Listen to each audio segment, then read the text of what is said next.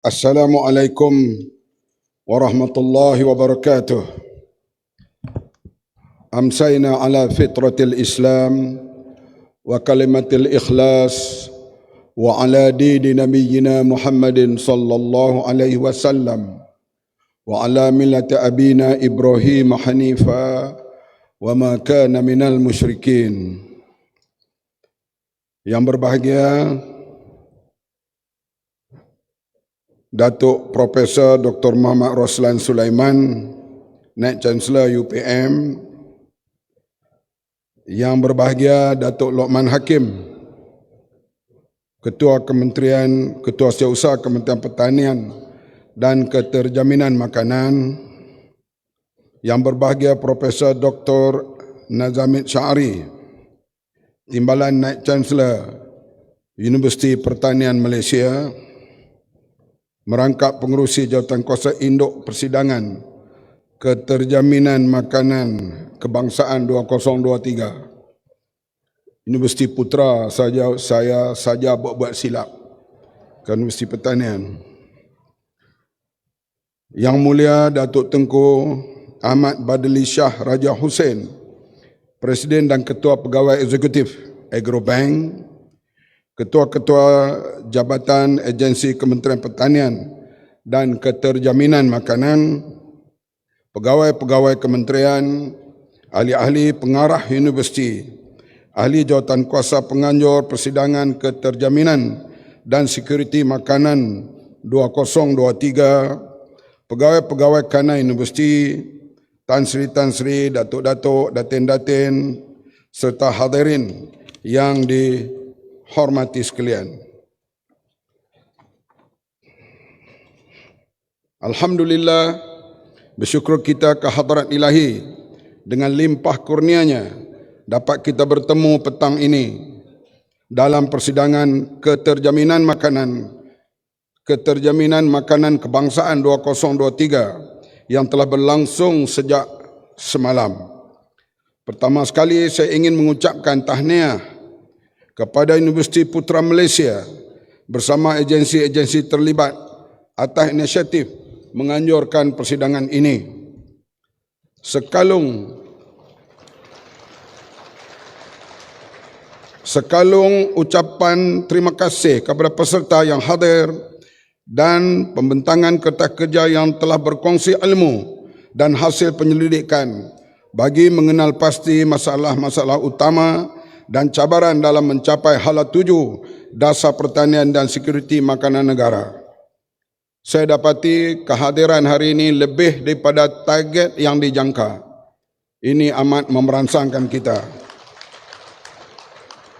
Alhamdulillah, semua pihak sekarang di seluruh dunia dan hampir semua kementerian dan agensi-agensi yang besar mengambil tahu dan terlibat hal keterjaminan makanan ini. Baru-baru ini Intan terlibat berbincang dalam hal sekuriti makanan, walaupun Intan di antara tugas yang besarnya ialah tempat kursus pegawai-pegawai kerajaan federal dan negeri, tetapi baru-baru ini terlibat dalam menganjurkan seminar atau convention hal sekuriti makanan. Ini bermakna hal makanan dan keselamatannya diambil tahu, diambil berat oleh semua pihak. Saya dipahamkan seramai lebih 345 orang peserta yang hadir, tapi lebih hari ini. Bersama 36 pempamer terdiri daripada industri dan agensi kerajaan yang telah mempamerkan produk masing-masing. Saya percaya banyak isu dan permasalahan telah dapat dibangkitkan, dibincang dan cadangan penambahbaikan dapat dicambah sepanjang persidangan ini berlangsung. Ini bermakna objektif penganjuran persidangan ini telah tercapai, iaitu membincangkan isu semasa dan cabaran bagi membantu kementerian membangunkan hala 7 terbaru pertanian dan keterjaminan makanan negara. Saya juga ingin merakamkan ucapan tahniah kepada UPM atas penghasilan produk inovatif yang saya dimaklumkan bahawa semalam UPM telah melancarkan variti padi baru Padi Putra 1 dan Padi Putra 2, alat pengesan pintar untuk kualiti dan bakul menuai nenas agronomik. Hadirin sekalian, masalah padi, masalah beras, masalah utama sekarang dan pada masa yang akan datang. Kita telah mendengar ura-ura negara-negara yang mengekspor beras akan mengurangkan ekspor mereka atau menghentikan. Kita masih mengimport beras 35% daripada luar negara. Ia memberi cabaran kepada kita supaya Malaysia, kita semua berusaha mencukupkan beras. Saya melihat ianya boleh dilaksanakan jikalau ada usaha, ketekunan, kesungguhan di semua pihak. Cara yang paling kita lihat di depan mata kita, sawah padi yang paling subur dan mengeluarkan hasil yang tinggi ialah di Sekinchan. Penanam-penanam padi di situ, mereka belajar dengan bantuan teknologi daripada berbagai pihak, termasuklah mereka berusaha secara sendiri, secara amali, sehingga mereka berjaya mengeluarkan hasil kadangkala sampai 12 tan untuk sehektar. Sekarang sementara menunggu 5 musim untuk 2 tahun, projek yang menelan belanja hampir 4 bilion di mada yang kita usahakan sistem pengairannya yang canggih dan baru, mengambil masa untuk pengeluaran hasil. Maka padi ala Sekinchan ini, saya cuba berusaha dengan para pegawai kita untuk membawa, diperkenalkan di tempat-tempat lain. Di Arau Perlis telah ditanam dan 21 Ogos ini akan dituai. Kami panggil kerat padi di Perlis itu, dan kita akan lihat sama ada dia capai hasilnya 10 tan atau tidak. Saya tanya pengusaha-pengusaha padi yang ilmu mereka perolehi melalui praktikal, macam mana kamu boleh berjaya menghasilkan padi yang begitu tinggi nilainya? Dia kata tidak lain, paling penting ialah mau lajin saja. Lajin artinya daripada tanam dan kena usahakan dalam bentuk tanaman padi itu sepenuh masa, bukan part time. Kita tidak mahu padi misalnya di kawasan Mada atau Kada, kita lihat secara umumnya tinggi pokok sambau daripada padi. Ini yang perlu kita ambil perhatian semua pihak, supaya semua pihak kena terlibat untuk mencukupkan hasil padi di negara kita ini. Dan saya cakap boleh cukup insya-Allah jikalau kita sama berusaha. Universiti bukan lagi dipagari dengan sekumpulan elit yang lain. Universiti sekarang telah turun dan mereka bersama dengan rakyat.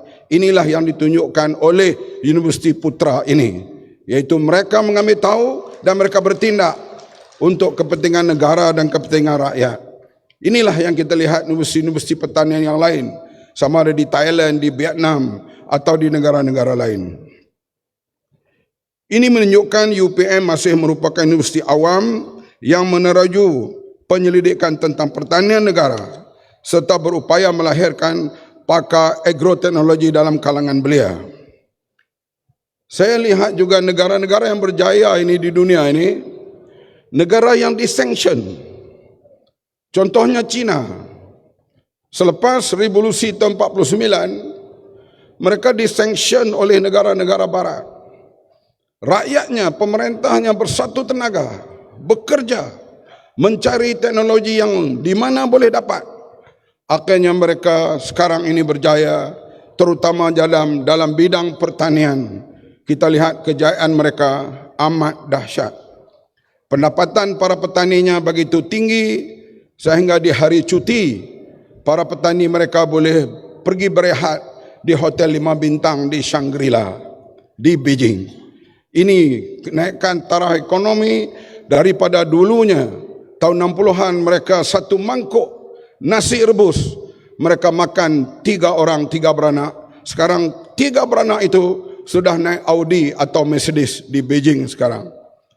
perubahan ekonomi yang begitu ketara, hasil daripada perubahan pendapatan, yield yang mereka perolehi daripada hasil pertanian itu. Ini tidak lain daripada penyelidikan mereka begitu hebat dan diketengahkan kepada masyarakat. Mereka bergerak begitu pantas, sama ada dalam bidang sains, dalam bidang teknologi, termasuk angkasa lepas, termasuklah dalam bidang pertanian ini. Mereka amat advance sekarang ini.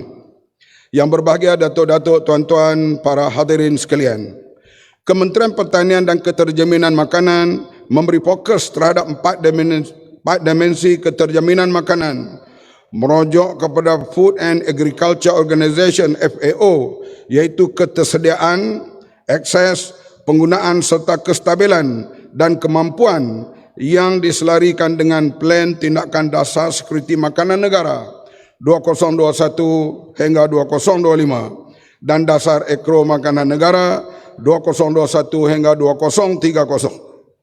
Ini memberikan cabaran kepada kementerian untuk memastikan keterjaminan makanan negara mampu bertahan dalam jangka masa yang panjang, dan sistem makanan negara perlu dikukuh supaya lebih mampan bagi persediaan menanggani ancaman krisis makanan global hari ini. Sekarang ini inflasi berlaku begitu hebat di Eropah. Khasnya di UK sudah mencapai inflasinya 11%, dan di antara yang terkesan paling awal ialah harga makan, harga elektrik dan sebagainya begitu tinggi di sana. Dan kita dari sekalian, inflasi berlaku tapi masih lagi di tahap yang agak sederhana.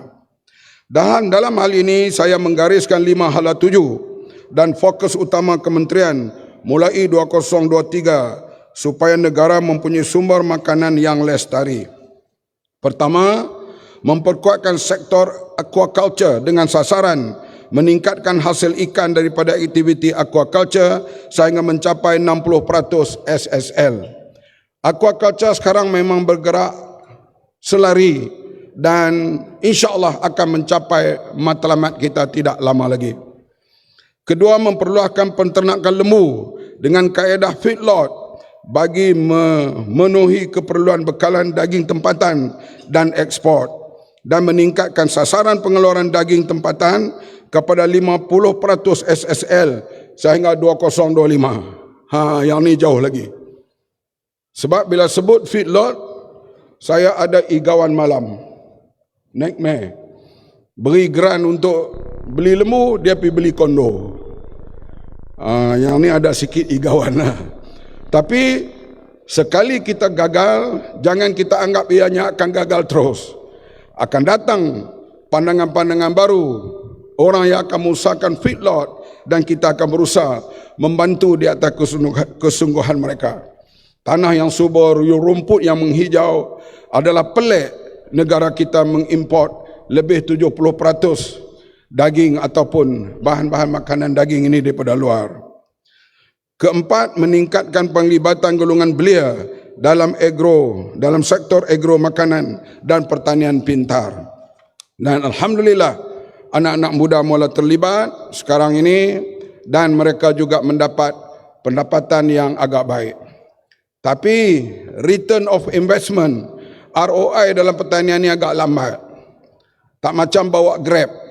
Kalau mereka jadi pemandu Grab, dia boleh dapat daily income atau monthly income. Tapi dalam pertanian ini memang agak lambat kadang dapat pendapatan, tapi bila dapat pendapatan itu dia sustain dan dia boleh bertahan lama insya-Allah. Oleh itu anak-anak muda yang hadir pada hari ini harap terlibatlah dalam bidang agro makanan, dalam agriculture ini. Dia memberi masa depan yang baik kepada anda dan kepada negara. Dan kelima, memperkukuhkan institusi latihan pertanian untuk melahirkan belia berkemahiran dalam bidang teknologi pertanian, penyelidikan dan pembangunan R&D, serta meneroka pertanian moden dan pintar bagi memastikan kelestarian keselamatan makanan terjamin. Sekarang warna sayur pun boleh kontrol. Nak warna hijau, dia boleh pasang cuaca dan lampu yang boleh lahirkan sayur hijau. Nak biru kah, nak merah kah, semua ada teknologi baru sekarang ini. Yang berbahagia, Datuk, tuan-tuan, puan-puan hadirin sekalian, kerjasama semua pihak, termasuk kementerian, jabatan, agensi, kerajaan negeri, ahli akademik, badan bukan kerajaan NGO, pemain industri dan rakyat amat diperlukan dalam usaha memperkukuhkan aspek keterjaminan makanan di negara ini. Persidangan ini dilihat sebagai sokongan dan platform yang sesuai dalam membantu Kementerian Pertanian dan Keterjaminan Makanan mencapai hala tuju dasar pertanian dan sekuriti makanan. Tahniah kepada semua, daripada Naib Chancellor kepada semua kaki tangannya kerana bertindak pada masa yang sesuai untuk didengari hal ini. Rangkaian kerjasama di kalangan pihak terbabit diharap dapat dijalin dengan lebih mantap hasil daripada perjumpaan dan perbincangan sepanjang persidangan ini berlangsung. Pihak kementerian melalui Agrobank, bos Agrobank pada hari ini, turut menyediakan perkhidmatan bantuan keuangan sosial Islam seperti zakat, wakalah, wakaf tunai, sedekah untuk dipadankan dengan geran padanan agensi kerajaan sebagai modal awalan. Dari aspek bukan keuangan pula, Agrobank mendedahkan para usahawan dari golongan belia dengan pelbagai latihan soft skill, bimbingan keusahawanan yang merangkumi modul seni urus keuangan, teknik pemasaran digital, pengembangan perniagaan dan pelbagai bentuk perkhidmatan perniagaan. Saya sebut berkali-kali, Agrobank ini bukan bank komersial seperti komersial yang lain. Dia nak untung, tetapi dia lebih kepada service oriented daripada profit oriented. Ini Agrobank diwujudkan, dia menjalankan tugas sekarang ini alhamdulillah dengan agak baik dan cemerlang. Peserta-peserta program akan dipantau selama 6 bulan untuk memastikan program ini mencapai objektif dalam membantu mereka menjana pendapatan, walaupun mahupun meneruskan kerjaya sebagai agropreneur muda. Yang berbahagia, datuk-datuk, tuan-tuan, puan-puan, hadirin sekalian, saya percaya daripada sesi sumbang saran dalam persidangan ini dapat memberi sumbangan yang bermakna dalam meningkatkan hasil pertanian dan memastikan keterjaminan makanan. Saya doakan semoga usaha-usaha yang kita laksanakan pada hari ini diberkati oleh Allah Subhanahu wa taala. Akhir kata, saya sekali lagi merakamkan ucapan ribuan terima kasih dan setinggi-tinggi penghargaan kepada semua pihak yang bertungkus lumus secara langsung atau tidak langsung dalam menjayakan persidangan keterjaminan makanan kebangsaan 2023. Syabas dan tahniah di atas kejayaan penganjuran persidangan ini pada hari ini, pada kemarin dan hari ini. Dengan lafaz Bismillahirrahmanirrahim, saya meresmikan penutupan persidangan keterjaminan makanan kebangsaan 2023. Wabillahi taufiq wal hidayah. Wassalamualaikum warahmatullahi wabarakatuh.